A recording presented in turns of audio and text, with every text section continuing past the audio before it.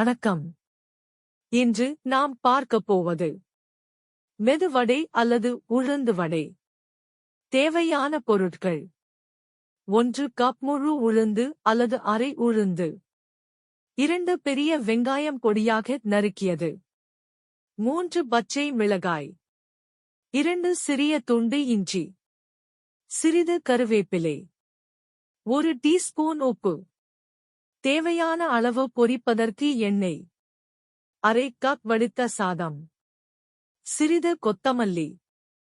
சமையல் குறிப்புகள்: உளுந்தை ஒரு பேசினில் 1 மணி நேரம் ஊற வைக்கவும். அதை அரை மணி நேரம் வடிய வைக்கவும்.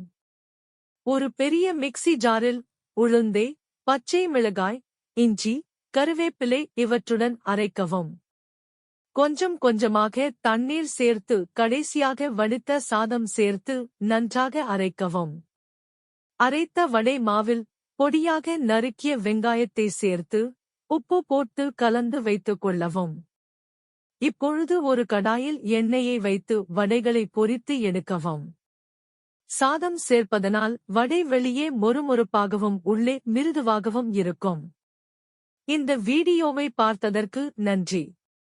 இந்த வீடியோ உங்களுக்கு பிடித்திருந்தால் லைக், ஷேர் மற்றும் சப்ஸ்கிரைப் செய்யவும். மீண்டும் அடுத்த வீடியோவில் சந்திப்போம். நன்றி.